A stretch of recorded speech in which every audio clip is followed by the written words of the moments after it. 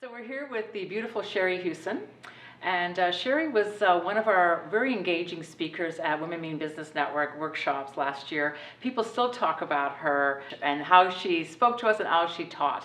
So people got a lot out of that amazing workshop. And thank you, Shari, for attending that. Thank you so much for being a part of our network. Shari, you are also, please tell us your title. I've been trying to memorize your title since Sundays. Absolutely.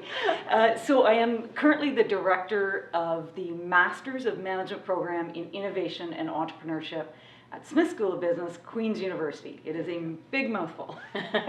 But it's an amazing role that you play there. And as we got to know you and a little bit about your background, it is what people call an unconventional kind of journey, especially into the business world, and now helping young people launch their careers into the business world as well.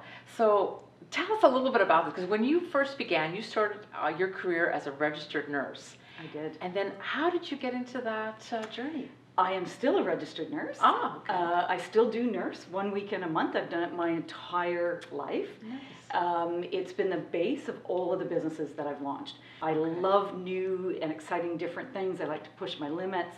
I like to do things that others sort of are surprised that I've done. So it's been a part of my personality. So as a nurse, I realized very quickly that I loved health and wellness, but I didn't like the job of a nurse. Oh, that's interesting. So I knew very early on, while I was doing my degree, that it was not a career I wanted, but it certainly made an amazing foundation. Yes. Of transferable skills, but also a window into the wellness industry. You were quite young when you began your entrepreneurial journey, because I believe you were in your 20s. I was 25. Okay. Yeah, so I was 25 when I made the decision to start my own business. Actually, probably 23. So it was a 2-year journey of sort of prepping and learning, and writing a business plan and figuring out what business I wanted to launch. But I was on a mission that was going to be my stepping away from my nursing career. So at 25, I did start a home healthcare company that did extremely well, grew very quickly, that I had a successful exit in my 30s, and then went on to four more companies. After that, all in the healthcare industry. Right. Yeah. So what were some of your best highs and lows of this entrepreneurship type of life that you started at an early age? Yeah. I would say, because I started in the 80s, I would say that the first thing was there was not a lot of females who were entrepreneurs. And the word entrepreneur wasn't even used back in the 80s. We were all business owners. Right. So I would say the first major low was a year of searching for funding to get started. So nowadays we've got angel investors and venture capital firms, we've got BDC, Business Development Bank of Canada, all that are focused on entrepreneurship and helping entrepreneurs launch. Yeah. We didn't have any of that in my day. There were incubators, accelerators. So I think that struggle to get started and that first 2 years was a very, very tough journey. Yes. Where I didn't know business and I didn't know anyone in business.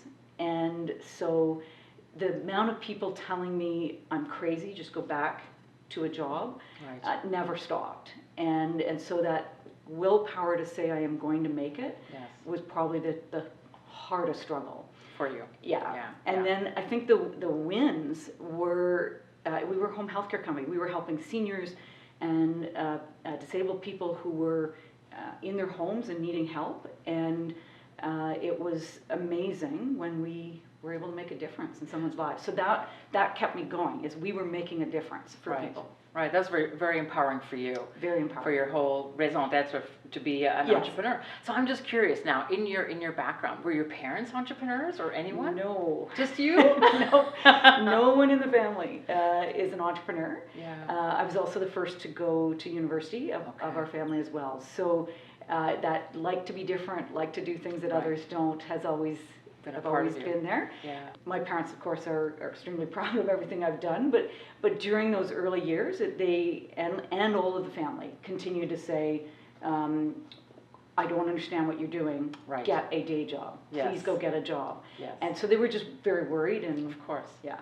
Yeah, which is understandable. Yeah. You know, and so much has happened since then. Yes. But that's interesting what you said. Your trait is to be different, and there's a great strength in you.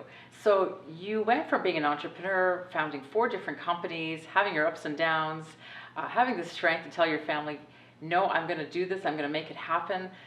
But then you and your husband had an incredible journey where you decided to go to some very isolated area for what, 7 years? Yes. And live off the land. Tell us a little bit about this adventure for 7 years. For 7 years. Yeah, so when I was a young kid, I grew up here in Kingston, and we had a cottage without electricity, you know, an outhouse. We loved being in the bush. We were always in the water and always in the forest. And I can remember as a kid, I think like grade 3 or 4, we were asked to draw our dream home. And everybody came with these mansions and swimming pools and slides from the 3rd floor into the water and these beautiful, very expensive homes. And I drew a log cabin, 1 room, with a little window, a half door, so that all the animals could come in. And I had all the little animals drawn in. And so it's been a dream of mine to live in the wilderness. Right. But at the same time, both my husband and I have a fascination with how our ancestors lived. So it's something that we've always studied. I did a lot of studying of how did we handle birth from our ancestors? How do we handle death from our ancestors? Oh, so from a nursing perspective, I was fascinated, but also how did we live? Right. And so we had wanted to experience it. We said, you know, he also had the dream since he was a kid, and we met in our 30s. And our very first evening we met, we talked about wanting to live off the land. Really? It was our first, it was like, okay, something's odd here. I've never heard anyone else say this. Yeah. And so it was a bit, yeah, it was. And it was just such a foundation for everything we did. So we were in the bush all the time. We learned all kinds of skills before we went. We read constantly about medicinal and edible plants. We would spend every spare moment that we weren't running our businesses in the bush. So you did a lot of preparation for this. We did a lot of prep. Yeah. And so where was it that you went? We moved to the middle